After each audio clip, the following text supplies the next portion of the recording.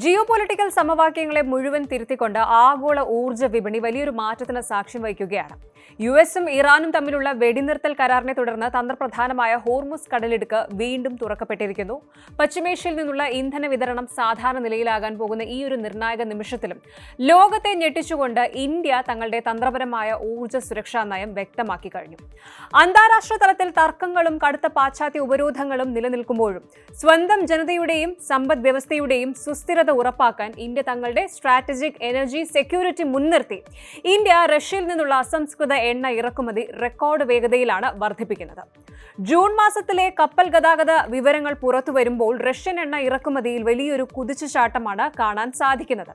ഇത് കേവലം ഒരു താൽക്കാലിക പ്രതിഭാസമല്ല, മറിച്ച് ദീർഘവീക്ഷണത്തോടെയുള്ള ഇന്ത്യയുടെ പവർ പ്ലേ തന്നെയാണ്. ആഗോള വിപണിയെ പിടിച്ചുലയ്ക്കുന്ന ഇന്ത്യയുടെ ഈ നയതന്ത്ര നീക്കത്തിന്റെ വ്യാപ്തി നമുക്ക് വിശദമായിട്ടൊന്ന് പരിശോധിക്കാം. ആഗോളതലത്തിൽ ഏറ്റവും കൂടുതൽ ഊർജ്ജം ഉപഭോഗം ചെയ്യുന്ന മൂന്നാമത്തെ രാജ്യമാണ് ഇന്ത്യ. നമുക്ക് ആവശ്യമുള്ള അസംസ്കൃത എണ്ണയുടെ ഏതാണ്ട് 88% രാജ്യം ഇറക്കുമതി ചെയ്യുന്നത്.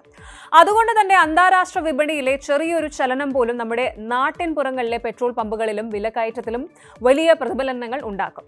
കപ്പൽ ഗതാഗത വിവരങ്ങൾ വിശകലനം ചെയ്യുന്ന പ്രമുഖ അന്താരാഷ്ട്ര ഏജൻസിയായ കെപ്ലറിന്റെ ഏറ്റവും പുതിയ കണക്കുകൾ പ്രകാരം മെയ് മാസത്തിൽ പ്രതിദിനം 1.91 ദശലക്ഷം ബാരലായിരുന്ന റഷ്യൻ എണ്ണ ഇറക്കുമതി ജൂൺ മാസത്തിന്റെ ആദ്യ പകുതി പിന്നിട്ടപ്പോൾ ജൂൺ 19 വരെയുള്ള കണക്കുകൾ പ്രകാരമാണ് പ്രതിദിനം 2.66 ദശലക്ഷം ബാരലായിട്ട് കുതിച്ചുയർന്നു കഴിഞ്ഞു. ജൂൺ മാസത്തെ ആകെ ശരാശരി 2.35 ദശലക്ഷം ബാരൽ കടക്കുമെന്നാണ് റിപ്പോർട്ട്. ഇത് സർവകാല റെക്കോർഡാണ് ശരിക്കും. അതായത് ഇന്ത്യയുടെ ആകെ ക്രൂഡ് ഓയിൽ ഇറക്കുമതിയുടെ 53.5% ഇപ്പോൾ റഷ്യയിൽ നിന്നാണ്. എന്തുകൊണ്ടാണ് ഇന്ത്യ പെട്ടെന്ന് റഷ്യൻ എണ്ണയിലേക്ക് ഇത്രയധികം തിരിഞ്ഞത്, അല്ലെങ്കിൽ അങ്ങനെ ഒരു ചായ്വുണ്ടാവാൻ കാരണം എന്താണ്? അതിന് നമ്മൾ ഹോർമുസ് കടലിടുക്കിന്റെ ഒരു പ്രാധാന്യം മനസ്സിലാക്കണം. ലോകത്തെ മൊത്തം എണ്ണ ഉപഭോഗത്തിന്റെ 20% കടന്നു പോകുന്ന ആഗോള വിപണിയുടെ ജീവനാഡിയാണ് ഹോർമുസ് കടലിടുക്ക് എന്ന് പറയുന്നത്. Saudi Arabia, Iraq, Kuwait, UAE, Qatar തുടങ്ങിയ വൻകിട ഉൽപ്പാദകരുടെ പ്രധാന കയറ്റുമതി പാതയാണിത്. യുഎസും ഇസ്രായേലുമായിട്ടുണ്ടായ കടുത്ത സംഘർഷങ്ങളെ തുടർന്ന് ഇറാൻ ഈ ഒരു കടലിടുക്ക് അടച്ചപ്പോൾ ഇന്ത്യ ശരിക്കും പ്രതിസന്ധിയിലായി. പ്രത്യേകിച്ച് ഇറാഖിൽ നിന്നുള്ള എണ്ണ വിതരണം ഏതാണ്ട് പൂർണ്ണമായി തടസ്സപ്പെട്ടു. ഒരൊറ്റ ഉറവിടത്തെ മാത്രം ആശ്രയിക്കുന്നത് എത്രത്തോളം അപകടകരമാണ് എന്ന് ഇന്ത്യ തിരിച്ചറിഞ്ഞ നിമിഷമായിരുന്നു അത്. ഇപ്പോൾ വെടിനിർത്തൽ പ്രഖ്യാപിച്ച 3 ഇന്ത്യൻ കപ്പലുകളൊക്കെ കടലിടുക്ക് കടന്നുപോയി എങ്കിലും ഇറാനും ഇസ്രായേലും തമ്മിലുള്ള തർക്കങ്ങൾ ഇപ്പോഴും പുകയുകയാണ്. വിപണിയിലെ ഈ ഒരു അസ്ഥിരത, ഒരു സ്റ്റെബിലിറ്റി ഇല്ലായ്മയാണ്. ഇത് മുൻകൂട്ടി കണ്ടിട്ടാണ് ഇന്ത്യൻ റിഫൈനറികൾ ബുദ്ധിപൂർവ്വം റഷ്യൻ വിപണിയിലെ ആകർഷകമായ ഡിസ്കൗണ്ടുകൾ പരമാവധി പ്രയോജനപ്പെടുത്തിയത്. ഇന്ത്യ ഇപ്പോൾ കളിക്കുന്നത് വളരെ കൃത്യമായൊരു ഡൈവേഴ്സിഫിക്കേഷൻ സ്ട്രാറ്റജി, അതായത് വിതരണ ശൃംഖല വൈവിധ്യവൽക്കരിക്കുന്ന ഒരു തന്ത്രമാണ്. UAE-യിൽ നിന്നുള്ള ഇറക്കുമതി 6,36,000 ബാരലുമായി ഉയർന്ന നിരക്കിൽ നിലനിർത്തുമ്പോഴും അമേരിക്കയിൽ നിന്നുള്ള എണ്ണ വാങ്ങൽ ഇന്ത്യ ഗണ്യമായിട്ട് കുറച്ചു.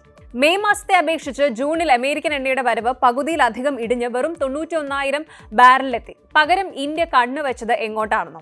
വെനസ്വേലയിലേക്കാണ്. പ്രതിദിനം 2 ലക്ഷത്തിലധികം ബാരൽ എണ്ണയാണ് നിലവിൽ വെനസ്വേലയിൽ നിന്ന് ഇന്ത്യയിലേക്ക് എത്തുന്നത്.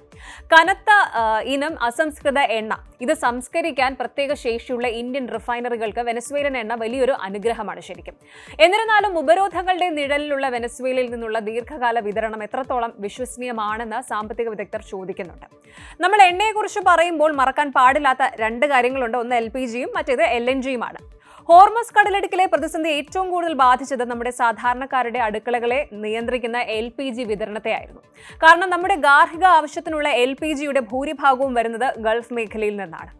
ഈ പ്രതിസന്ധി ഘട്ടത്തിൽ അമേരിക്കയിൽ നിന്നുള്ള LPG ഇറക്കുമതി താൽക്കാലികമായി വർദ്ധിപ്പിച്ചിട്ടാണ് ഇന്ത്യ പിടിച്ചു നിന്നത്. പക്ഷേ ദൂരെ കൂടുതൽ കാരണം കപ്പൽ കൂലി വർദ്ധിക്കുകയും അതുപോലെ അത് ആഭ്യന്തര വിപണിയിൽ ചെറിയ തോതിൽ സമ്മർദ്ദം ചെലുത്തുകയും ചെയ്തു. ഇപ്പോൾ കടലിടുക്ക് വീണ്ടും തുറന്നതോടെ ഏറ്റവും വേഗത്തിൽ സാധാരണ നിലയിലാകുക ഈ ഒരു LPG വിതരണമായിരിക്കുമെന്നാണ് കെപ്ലർ വ്യക്തമാക്കുന്നത്.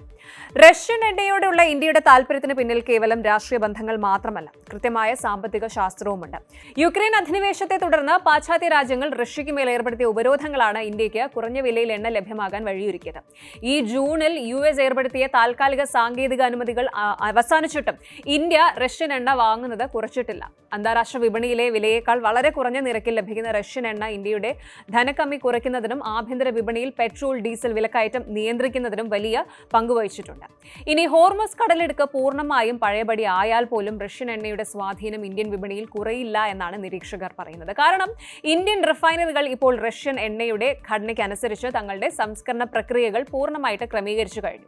ചുരുക്കത്തിൽ ഗ്ലോബൽ പോളിറ്റിക്സിലെ വലിയ പ്രതിസന്ധികളെയും തർക്കങ്ങളെയും സ്വന്തം രാജ്യത്തിന്റെ സാമ്പത്തിക നേട്ടങ്ങളാക്കി മാറ്റാൻ ഇന്ത്യക്ക് കഴിഞ്ഞിരിക്കുന്നു. പരമ്പരാഗത പങ്കാളികളായ ഗൾഫ് രാജ്യങ്ങളുമായുള്ള ബന്ധം നിലനിർത്തിക്കൊണ്ട് തന്നെ റഷ്യ, വെനസ്വേല, അമേരിക്ക തുടങ്ങിയ രാജ്യങ്ങളെ തങ്ങളുടെ വിതരണ ശൃംഖലയുടെ ഭാഗമാക്കാൻ ഇന്ത്യക്ക് കഴിഞ്ഞത് ആഗോളതലത്തിൽ തന്നെ പുതിയൊരു മാതൃകയാണ്. കൂടുതൽ വാർത്തകൾക്ക് news 18 Keralam YouTube channel subscribe ചെയ്യുക.